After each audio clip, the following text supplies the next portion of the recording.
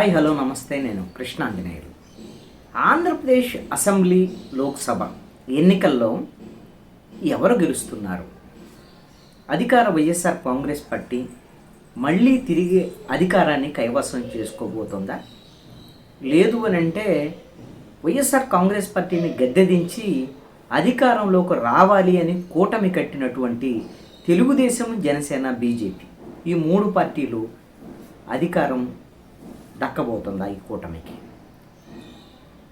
అనలిస్టుగా ఉన్నటువంటి మాకు ఎవరు కనిపించినా సరే అనేక మంది ఫోన్ల ద్వారాగా మొదట అడిగే ప్రశ్న ఇదే: ఆంధ్రప్రదేశ్లో ఎవరు గెలవబోతున్నారు? ఏ పార్టీ గెలవబోతుంది? నేను ఒకటి చెప్పదలుచుకున్నాను. మేము political point surveys and strategies team తరపున ఉమ్మడి 13 జిల్లాల్లోనూ 175 అసెంబ్లీ నియోజకవర్గాలు, 25 పార్లమెంటు నియోజకవర్గాల్లో ఎప్పటికప్పుడు ఈ అభ్యర్థుల ప్రకటన తర్వాత ఉన్నటువంటి పరిస్థితులు మొత్తాన్ని కూడా అంచనా వేసేటువంటి ప్రయత్నం చేస్తున్నాం.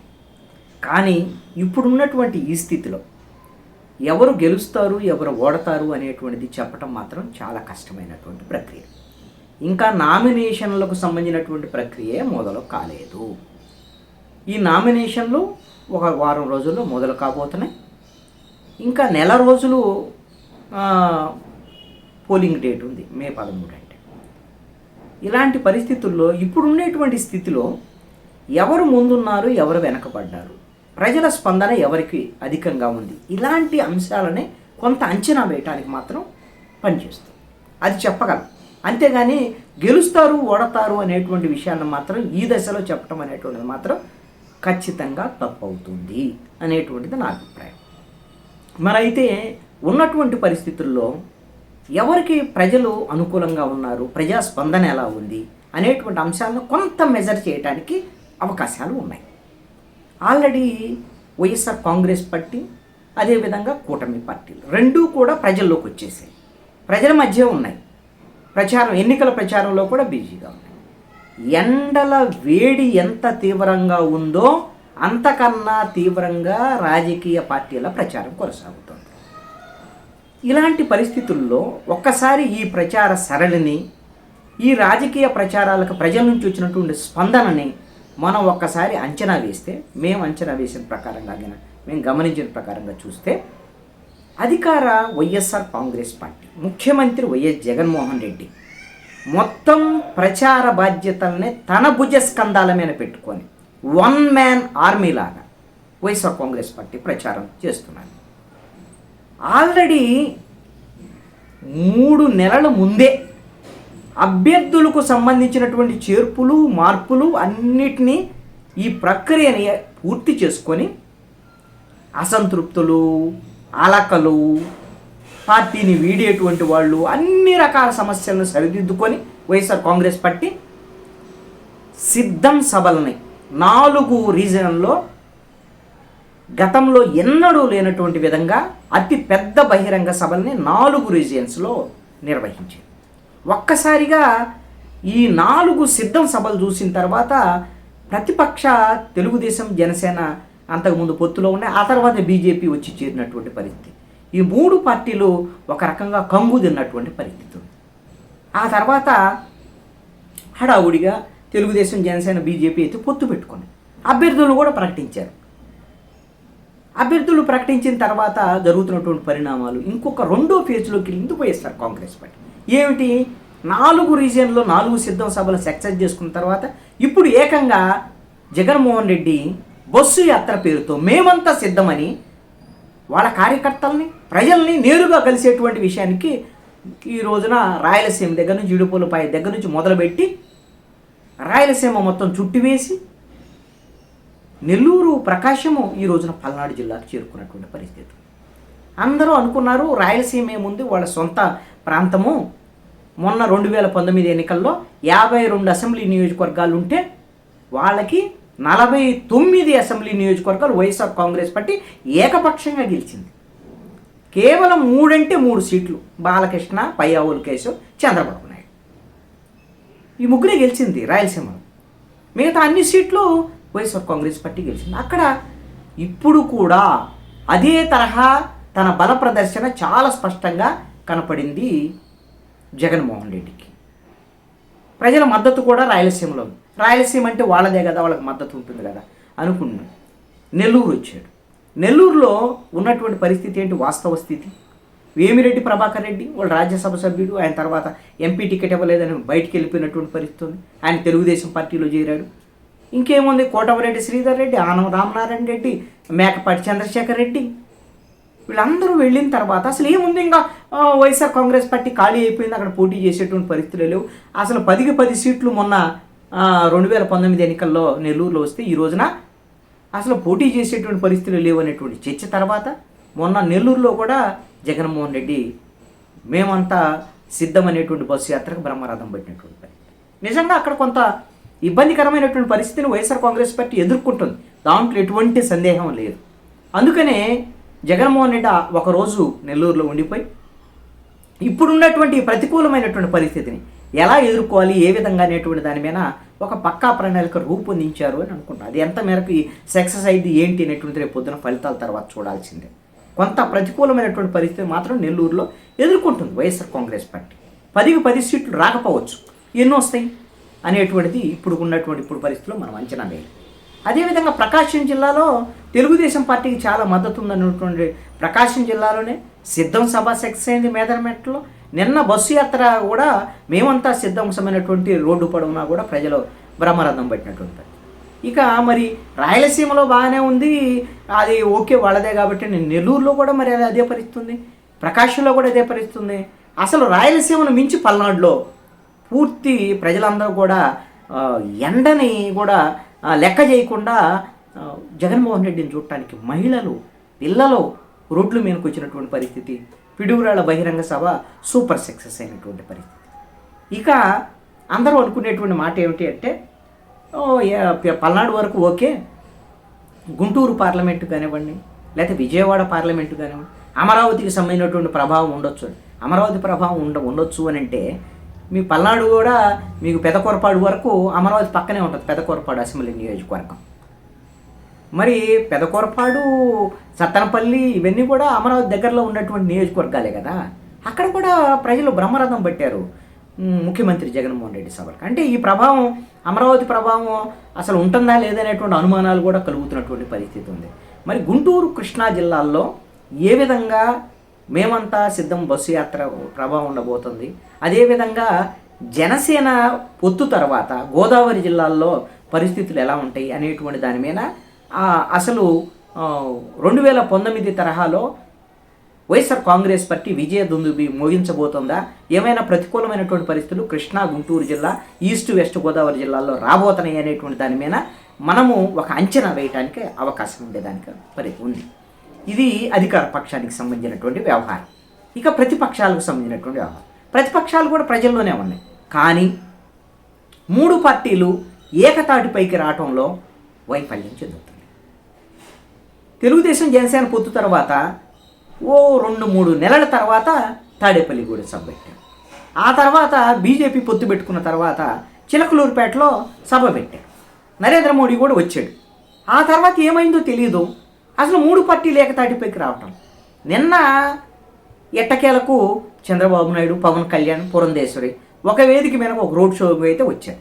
ఇప్పటి వరకు కూడా వాళ్ళ ఉమ్మడి మేనిఫెస్టో ఏంటి, ఆ ఉమ్మడి మేనిఫెస్టోని మేము త్వరలో ప్రకటిస్తామని చిలకలూరుపేట సభలో చెప్పినటువంటి సందర్భం, ఇప్పటికీ కూడా ఉమ్మడి మేనిఫెస్టో మీద ముందుకు రానటువంటి పరిస్థితి, ఉమ్మడిగా ఒక వేదిక మీదకి రాలేనటానికి అనేకమైనటువంటి ఇబ్బందికరమైనటువంటి పరిస్థితులు.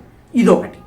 ఇప్పటికీ కూడా తెలుగుదేశము, జనసేన, బీజేపీకి సంబంధించినటువంటి ఎవరు ఎన్ని సీట్లు పోటీ చేయాలో ఒక స్పష్టత వచ్చేసింది, ప్రకటించేసారు కూడా. కానీ ఇప్పటికీ అసంతృప్తులు, ఆగ్రహ జ్వాలలు, రాజీనామాలు కొనసాగుతున్నటువంటి పరిస్థితి.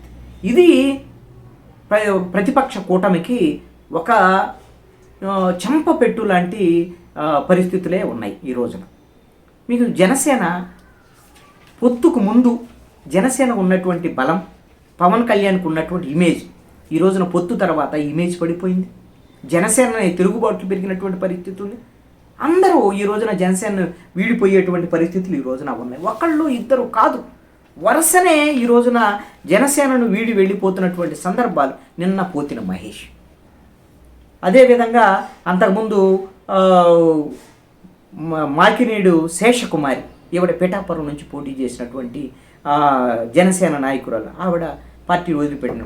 పితాని బాలకృష్ణ ముమ్మడివరం నుంచి, శెట్టిబొత్తుల రాజబాబు అమలాపురం నుంచి, జగ్గంపేట ఇన్ఛార్జి పాటంశెట్టి సూర్యచంద్రరావు, కాకినాడ మాజీ మేయర్ సరోజ, ఉంగుటూరు అభ్యర్థిగా ఉన్నటువంటి పశ్చిమ గోదావరి జిల్లాలో నోడు వెంకటరమణ, కైకలూరు నియోజకవర్గ అభ్యర్థిగా ఉన్నటువంటి బివి రావు, ఆచంట సమయానికర్త చేగొండ సూర్యప్రకాష్, ఇలాగ పెద్ద లిస్టు ఈ రోజున జనసేన పార్టీని వీడేటువంటి వాళ్ళ సంఖ్య పెరిగిపోతుంది. అసంతృప్తులు పెరిగిపోతున్నాయి, తిరుగుబాట్లు పెరిగిపోతున్నాయి. కారణం ఏంటి? 24 సీట్లు అన్నారు, దాంట్లో 3 సీట్లు తగ్గించుకున్నారు అసెంబ్లీ సీట్లు, దాంట్లో 10-11 మంది తెలుగుదేశం పార్టీ వాళ్ళని తెచ్చిపెట్టినటువంటి.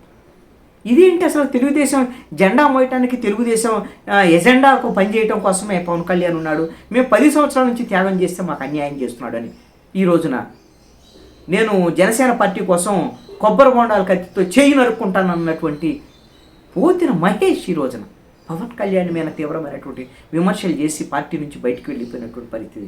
అలాంటి పరిస్థితులు ఎందుకు వచ్చాయి? పవన్ కళ్యాణ్ యొక్క వైఖరి. ఇది జనసేన పరిస్థితి. జనసేన వెనకాల ప్రధానమైనటువంటి పవన్ కళ్యాణ్ కాపు సామాజిక వర్గానికి ఆయన సామాజిక వర్గానికి సంబంధించినటువంటి వాళ్ళు కూడా ఆయన వెంట నడుస్తారా లేదనేటువంటి అనుమానం. ఎందుకంటే ముద్రగడ్డ పద్మనాభం ఆయన వైఎస్ఆర్ కాంగ్రెస్ పార్టీలో చేరారు, జనసేన ఆయన పార్టీలో చేర్చుకోలేనటువంటి పరిస్థితి, విఫలమైనటువంటి పరిస్థితి. హరిరామ జోగయ్య పవన్ కళ్యాణ్కి వ్యతిరేకంగా మాట్లాడుతున్నారు. ఇక కాపులు ఏమీ సహకరించేటువంటి పరిస్థితి ఉంది. ఇది జనసేన పరిస్థితి. ఇక తెలుగుదేశానికి సంబంధించినటువంటి విషయం, తెలుగుదేశం పాపం ఒక విషయంలో చెప్పుకోవచ్చు.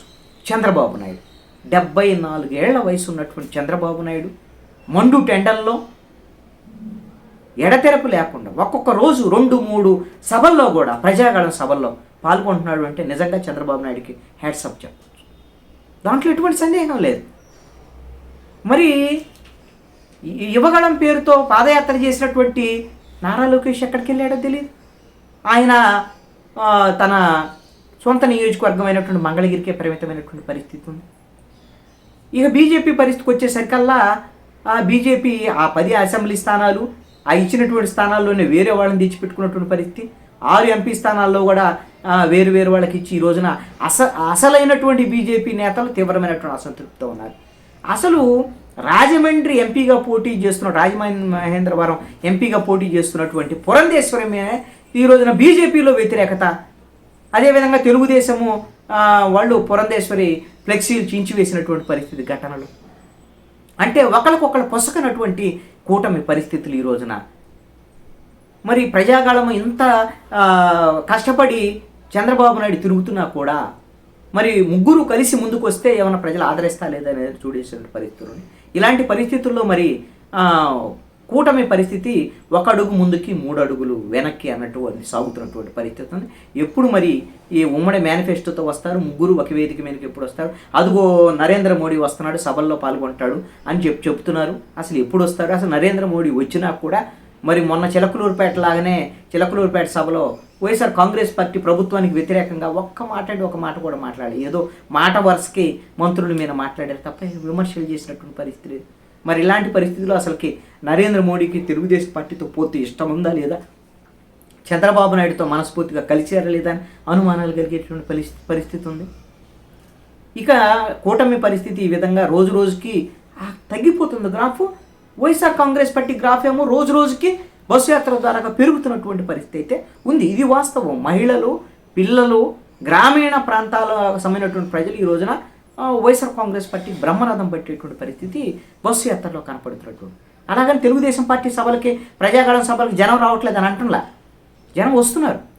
జనం అనేటువంటి విషయంలో, ఆ ప్రజాస్పందన విషయంలో ఈసింత కొంత అయితే వైఎస్ఆర్ కాంగ్రెస్ పార్టీకి ఆ ప్రజాస్పందన జగన్మోహన్ రెడ్డి సభలకి మేమంతా సిద్ధం బస్సు యాత్రలకి అధికంగా కనపడుతున్నట్టుగా ఉన్నటువంటి పరిస్థితి. ఇది ప్రతిపక్షాలు, అదేవిధంగా అధికార పక్షానికి. ఇక కాంగ్రెస్ పార్టీకి సంబంధించినటువంటి పిసిసి అధ్యక్షురాలుగా వచ్చినటువంటి షర్మిల, కాంగ్రెస్ పార్టీ ఆవిడ వచ్చింది ఏదో ఎరగబొడి చేస్తుంది అని చెప్పేసి అందరూ అనుకున్నారు. తీరా వచ్చేసరికి అభ్యర్థులు కూడా ప్రకటించేశారు. వాళ్ళు సిపిఐతో కూడా పొత్తు పెట్టుకున్నారు. వాళ్ళకి 10 సీట్లు ఇచ్చారు, కొన్ని ఎంపీ సీట్లు ఇచ్చారు.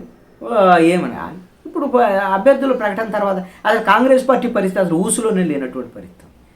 ఇప్పుడు షర్మిల, సునీత వీళ్ళందరూ కూడా ఎక్కడ కడపలో వివేకానంద రెడ్డి హత్య కేసు గురించి చెప్పుకుంటూ తిరుగుతున్నారు. ఏమైనా ఎన్నికల్లో ప్రధానమైనటువంటి ఎజెండాగా ఉంటుందా? కాంగ్రెస్ పార్టీ పరిస్థితి ఎన్నికలకు ముందే దాదాపుగా కాడిపడేసినట్టుగా కనపడుతున్నట్టు. ఇది ఆంధ్రప్రదేశ్లో ఉండేటువంటి వాస్తవ రాజకీయ పరిస్థితి.